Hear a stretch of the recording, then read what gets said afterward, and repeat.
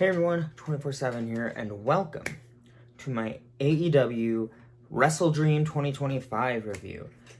I'm finally doing this on time. I'm getting it posted today. I almost forgot. I forgot last night, but I didn't forget today. So I'm getting this video done right now. I'm filming this on technically Wednesday, but yeah.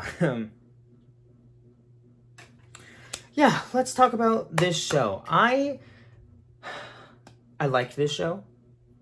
It was mostly good. There were just things on it I didn't like and I personally didn't super jive with. But yeah, the show was in memorial, WrestleDream in general, is a memorial to Antonio Inoki, which, that's good. We like it. We love Antonio Inoki. We miss him every day. He's super important to wrestling. May he rest in peace.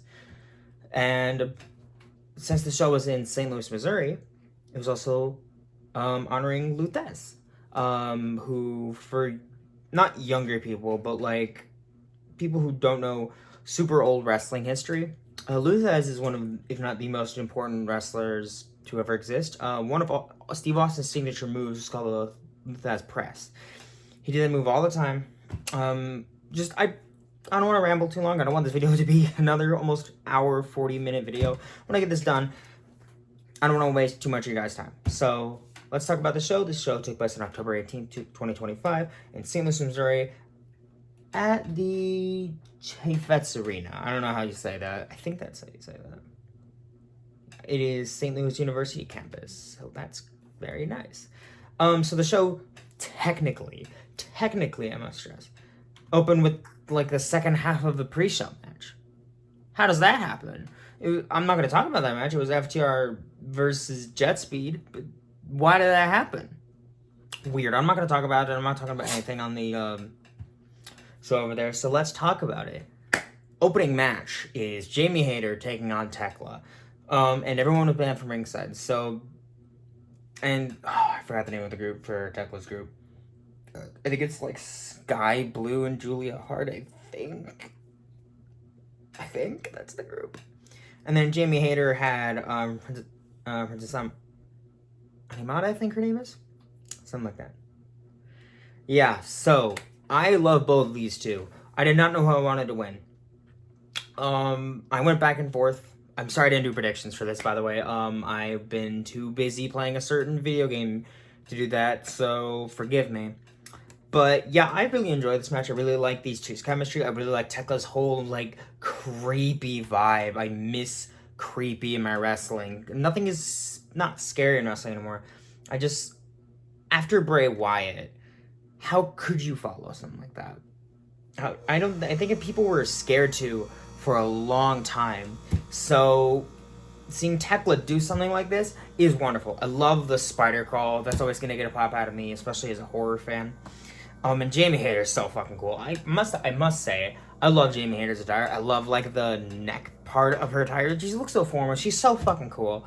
I've always been a big Jamie Hayter fan. I really should have given her more credit for her world title run, but that was in like 2023. I was in a rough time in my life when she was champion, but she's really great. I love Jamie Hayter.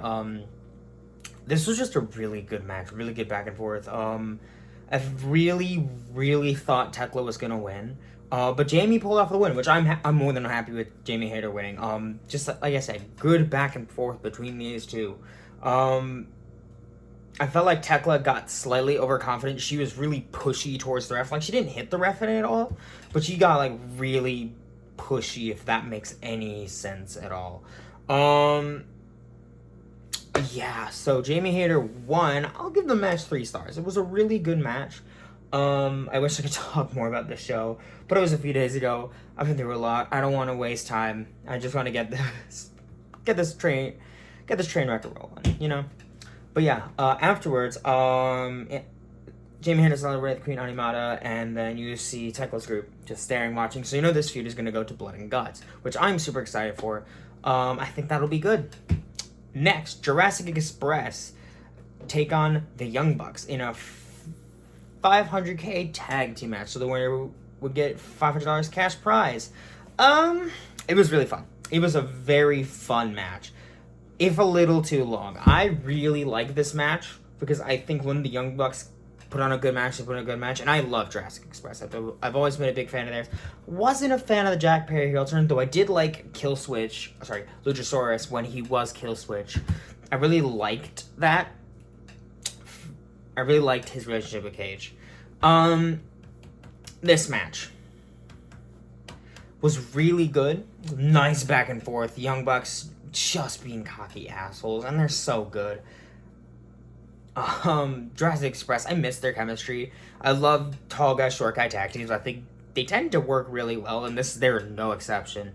They're just better as baby faces, I think. I think Luchasaurus as Killswitch was, like I said, really good, but this is just so much better for them. I am like, the Young Bucks the Broke Bucks gimmick is really, it works for me. I really like it. I think this was just a fun match. I quite liked it. But yeah, my issue with this match is that it went on about 5 minutes too long. And I could say that for a couple matches on this show. There's one match that kind of has the opposite, but we'll get there. This, it felt like it could have ended like 5 different times, and it just felt like it was kind of dragging its feet by the end. Not that I was like mad about it. I liked watching it, but like by the end I was like, okay, you're just wasting time at this point. But yeah, Jurassic Express win. I give the match probably 3.5 stars. It would be 4 stars if they didn't feel like they were dragging their feet at the end. But afterwards, the Don Callis family came out and started attacking Jurassic Express. And the Young Bucks just kind of left. They were like, no, this isn't what we asked for. We didn't want this. We're not joining the Don Callis family because Don Callis asked the Young Bucks to join them, and we'll just see where that goes. And then, a certain someone came back. Kenny Omega came back to take out the Don Callis family, and then they were all celebrating with Jurassic Express and Kenny Omega, which, on that note, I should mention something. 2 things. One, I feel like the reason they brought back Kenny back so soon is because he got taken out by Andrade, but Andrade is not going to appear on AEW TV for a whole year, which, that's a whole thing.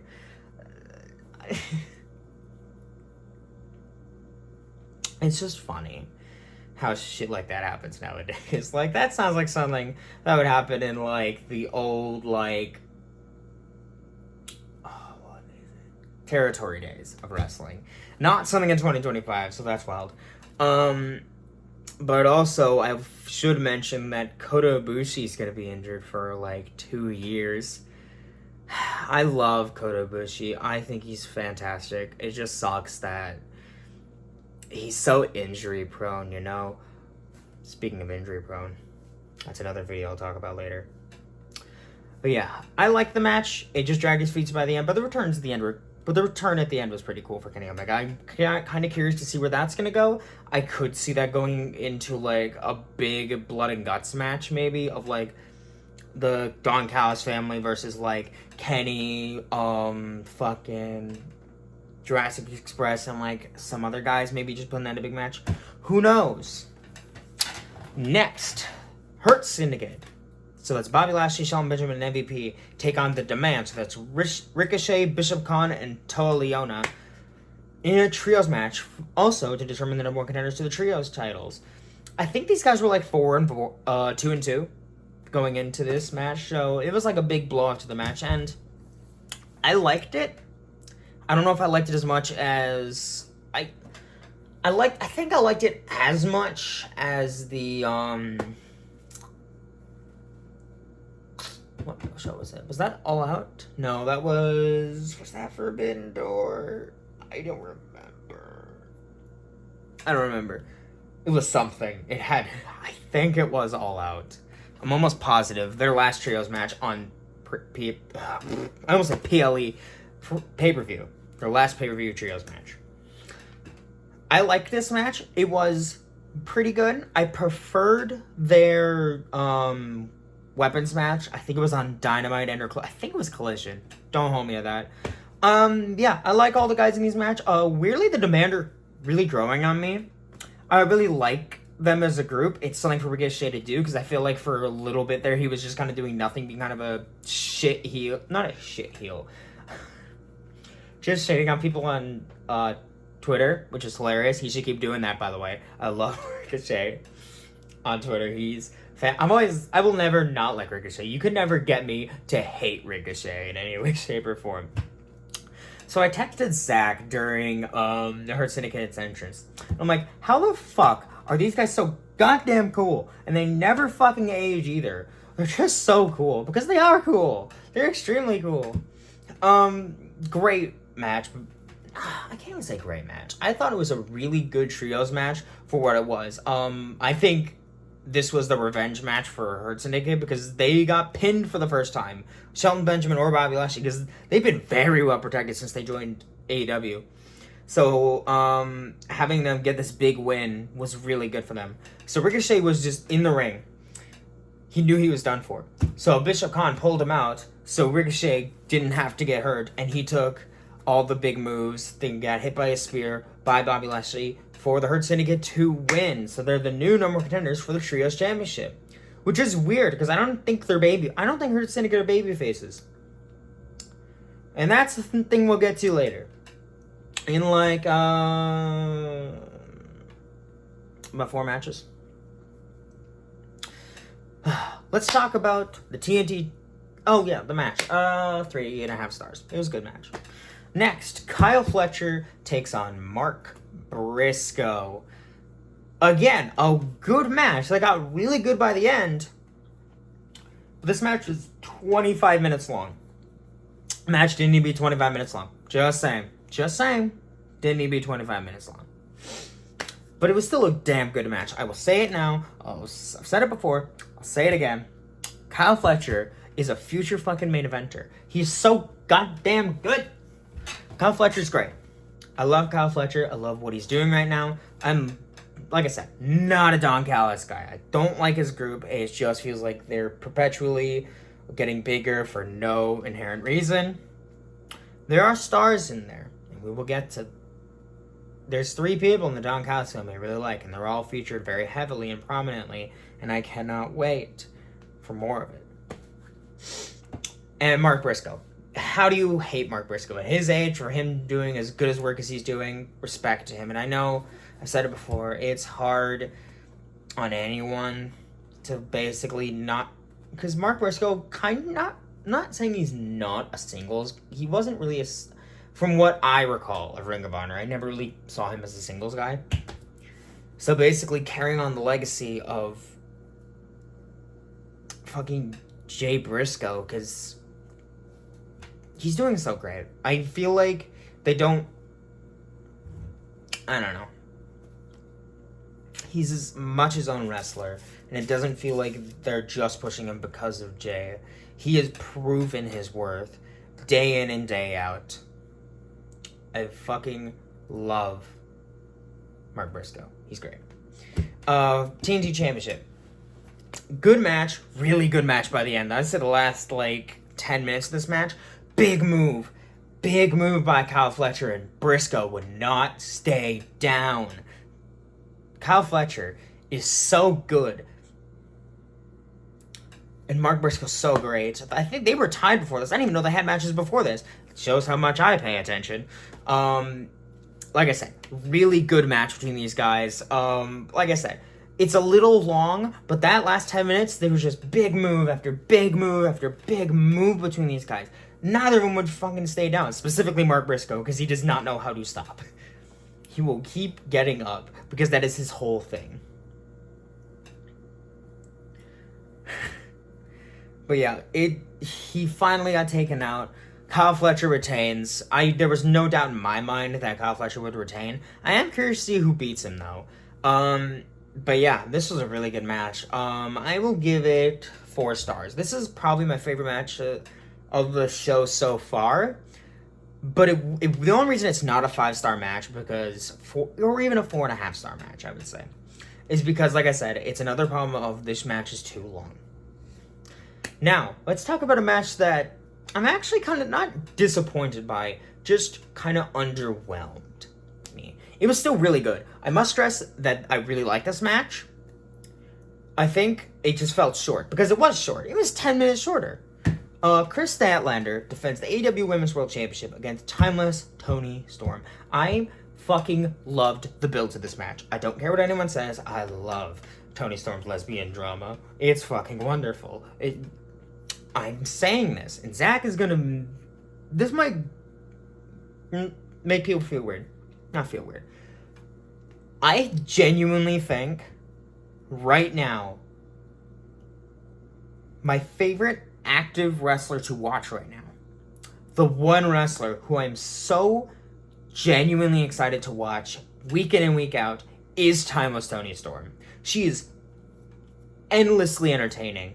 And not only is she entertaining, her stories are so interesting because she gives a shit. It's not just her camp. She can be campy, but when something matters, God, it matters. That segment between Statlander and Storm, when they're in a backstage interview, and they ask, is this interview done?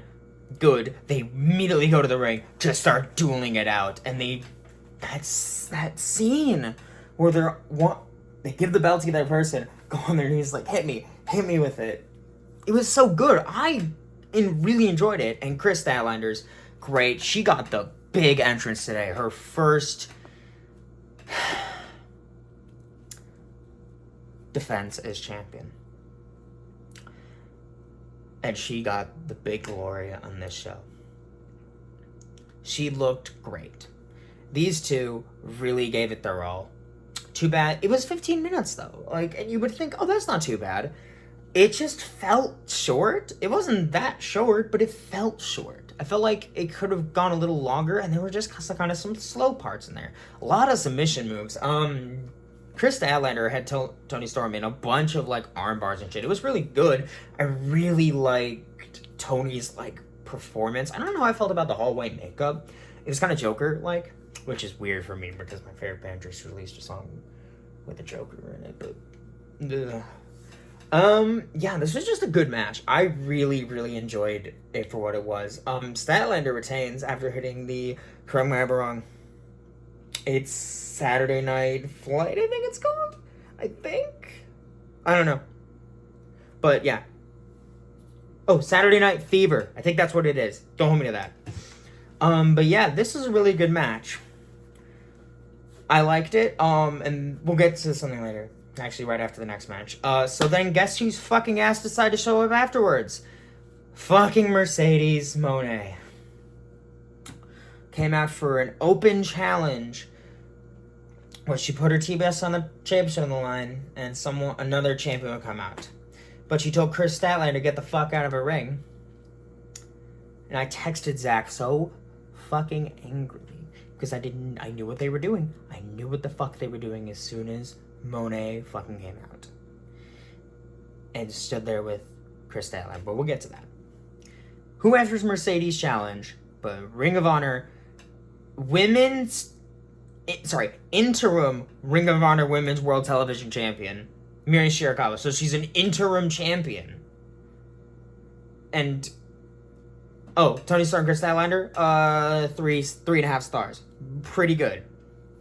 Pretty good, yeah. Let's talk about this match. Mirai Shirakawa defends her title against Mercedes Moné's TBS title for title. It was a good match. It was a really good ending where Moné won by the skin of her teeth, but I kind of want to go on a mini rant here. I get I'm not supposed to like Moné. I get it's getting hate is drawing attention to these other companies. I get kind of the point, but fuck, it's annoying. She calls herself Mercedes Ultimo Moné. And I just don't like belt collector gimmicks. I said it before and I'll say it again. I don't like the belt collector gimmick. And I was kind of happy that, as soon as she lost to Toni, she'd start losing more. As of this video, she has 12 championships. Nobody needs that many fucking titles. Nobody needs that many titles. Nobody. But, it was a good match, but it just never felt in doubt that Mercedes was gonna lose. Like, I like Mini Shirakawa, but I just don't take her seriously because, yeah, she wins sometimes, but most of the time I see her on things, she just ends up losing. She seems kind of like not a loser to me, but I don't know, man. It's just... And then after the match, so this match, I'll give, like, 2.5 stars. It was fine. It just felt never in question that Mercedes was gonna win. Chris Statlander comes out, stands tall, and just, like, stands up for Mina Shirakawa. And then Mercedes challenges her to a match for Full Gear for the title. And I'm like, as soon as I texted Zach, I was like, motherfucker. God damn it. And I realized, in that fucking moment, immediately, the only reason they fucking put the title on Chris Statlander was so Tony didn't have to drop the fucking title to Mercedes. That is exactly what the fuck they were doing. We all fucking knew it. I fucking knew it. And I was like, God damn it. God fucking damn it. It pissed me off. I don't fucking... And you know what's gonna happen? She's gonna win the title. And she's probably gonna hold it for like a fucking year. And I don't... Who benefits from this? Yeah. You know what's gonna happen? She's going to win that world title, and she's going to vacate every other fucking title she has.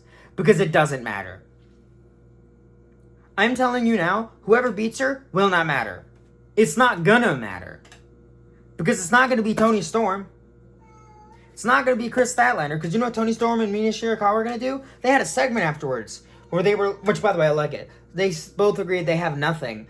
And then Mina Shirakawa said, we have each other. So you know they're going for the AEW Women's Tag Team titles. Where the fuck have those been? They haven't been mentioned in like a month. I don't even remember how the fuck long ago they revealed. They revealed like what, 2 months ago, and they haven't been fucking showed up. It's my least favorite thing about AEW right now is Mercedes. I just dread every time she's on screen because I don't fucking care. She is that good, but she lost to Tony. That should have been the start of her downward spiral, but no, she just keeps fucking winning. Who benefits? Who's gonna benefit? Who the fuck is gonna beat Mercedes? Because Tony, I don't know. I see what they were doing. I just don't think it's gonna work. It's boosting Monet's, I guess it's boosting Monet's stock because people are fucking talking about her. But I don't know, man. It just drives me nuts. I want to keep going. I don't want to keep... I don't want to make this video half hour. I'm going to try not to. Next, Bro Dito defends the AEW World Tag Team titles against the Don Callis family, specifically Okada and Takeshita. Again, they're building the story of Takeshita and Okada, and they do something really good with here. But I'm going to step that aside for now, because I'm going to talk about Bro Dito. They're probably my favorite tag team of the year. They are fantastic. They are great. They are awesome. I love watching them. They felt like they're a tag team, but goddamn it, they're this year's Fraxium, and I don't give a shit. Bro Dito are fantastic. They constantly put on great matches. I'm loving these two as a team. They're fantastic, and it was really nice to see them working together, and then Okada and Takeshita, because they might mostly work together. They had a little slight miscues until the big one. Okada was gonna hit, I believe, Bandito with a Rainmaker, but accidentally hit Takeshita. And Okada looked a little too pleased about it, like he was happy it happened. But then he took the pinfall. He got taken out. And Bro Dito retains. And I like that. It's building up Bro Dito because they're getting a pin over Okada, who's super well protected, by the way, in AEW. So, I think how this is going to end. Takeshita's IWGP champion, right? I believe so.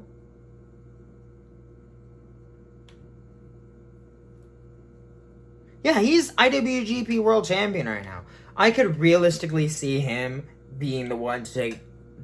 Probably, I don't know if Okada's going to get kicked out of the Don Callis family or Takeshita. I think Takeshita's going to... I hope Takeshita leaves the Don Callis family because I think he's above them. I think Takeshita's probably... I don't know if he's turning super heel or he's turning babyface because I don't see Okada turning...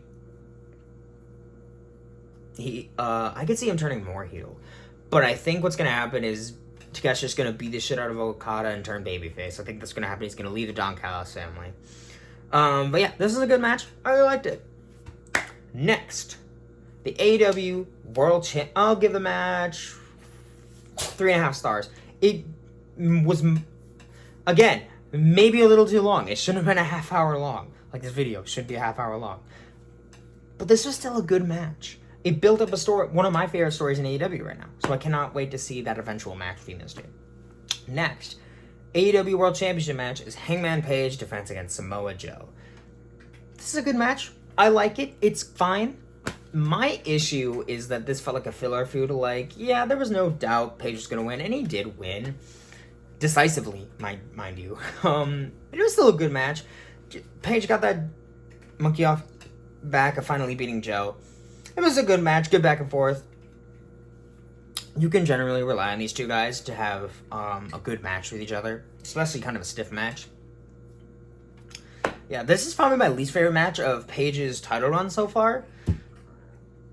But it was still a good match. I generally enjoyed this match. I think it was okay. I'm kind of glad it didn't main event, but at the same time, I'm not super pleased with the main event itself. We'll get there.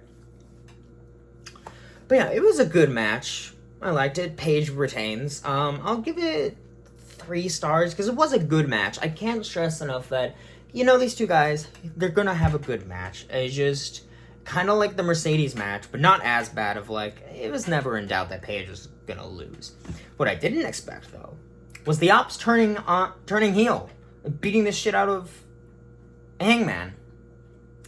That was weird. Didn't expect that to happen. So that's gonna be kind of weird. For I think today, Dynamite, they're defending their trios championships against Hurt Syndicate. So I think what's gonna happen, I'm calling it right fucking now. Hangman's gonna cost them the titles. That's just my opinion. But also, how can people boo Shibata, Powerhouse Hobbs, and Joe? They're cool as shit. How dare you? How can you boo them? It's like trying to boo the Hurt Syndicate. Not gonna happen. But we'll see. Finally, the main event. Okay.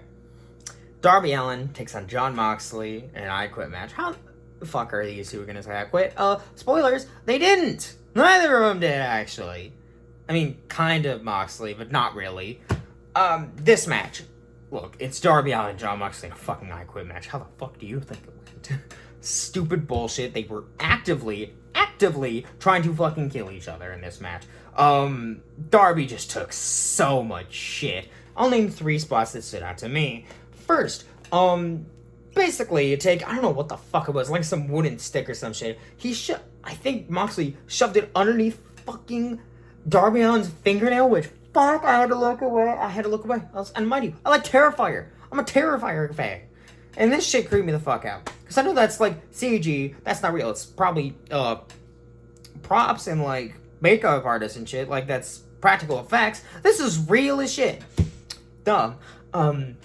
Claudio had fucking Darby fucking just chucked him outside the ring, and he fucking flew right into the announcer's table. The part broke and he just flew over, and I'm like, God damn. What in the hell? So dumb. And then Darby got covered fucking Mox in lighter fluid and was gonna light the motherfucker on fire until, you know, he got saved by fucking Death Riders, which I'm not a fan of chicken shit Jon Moxley. He built his entire AEW career on being a badass motherfucker who doesn't need help to win, but he constantly needs help to win. It's kind of annoying, but like, can't win them all. It's kind of bad booking, I'm not gonna lie. And then Jon Moxley decides, I'm gonna drown this fucking kid until he quits. He gets a little, like, fish tank, gets it filled with water, and tries drowning fucking Darby Allin. What? Why? I mean, I get it, shock factor, I understand. But again, why? At least it's not like a fucking chair shot to the head bad, but it's still kind of just stupid. And I'm not even to the stupid part. So lights go out. Who the fuck do you think comes out with the lights come out with Darby Allin? It's fucking Sting. Santa Sting, as I like to call him, because he has gray hair and gray beard. He took out the Death Riders and gave Darby Allin the bat. And then Maria Shavir tried getting involved, and he just grabbed her, and he just left. I mean, do we really need Sting for this? I think it would have been a lot cooler if Darby Allin somehow overcame those odds. I don't know, man. I just don't think Sting needed to be a part of this. But that's just me. And then Moxley gets beaten up by Allin with the bat. Allin wraps the AEW flag he brought to Mount Everest, wraps it around Moxley's neck, locks him in. People called it a sharpshooter. It's a fucking Scorpion Deathlock. Scorpion Deathlock, guys. That's Sting's submission. And yeah. Darby Allin wins. Moxley doesn't actually say I quit. I think he kind of screams and taps out, but sure, that works. It's a good moment. I don't know. I feel very conflicted about this match. I don't know if I loved it that much. I felt like they kind of did save all the needless violence for this one match, so I kind of would like that. I don't know, man. It just felt like they were trying to up the ante, but I didn't feel anything. It felt just like, ooh, here's your slop. I don't know, man. It just wasn't for me. I didn't care for it. I'll give the match... I can't give it 2.5 stars. I'll give it 2 3/4 stars. It was probably, honestly, my least... No, not my least... no, I'm going to change my Mercedes match score. I'll give it 2 stars. I'll give this 2.5 stars. Because the Mercedes match is my least favorite match of the show. This one, it's my second least favorite. Because it just felt kind of whatever to me. I don't know. I can't explain it. It just wasn't for me. But yeah. This show is pretty good. I'll give it a 7 out of 10. Like, I liked it. I didn't feel like I wasted my money on this show. But it was fine. It was adequate. But yeah. I liked it for what it was. Next time, though, I don't know what show we're doing next. I think it's Saturday Night's Main Event, because that's November 2nd. But, if anything else comes up, I don't know. I don't know what videos after this. We'll figure it out. I'll talk to Zach about it. I don't know. But yeah, thank you guys so much for watching. I'll see you guys in more awesome wrestling content. See you guys.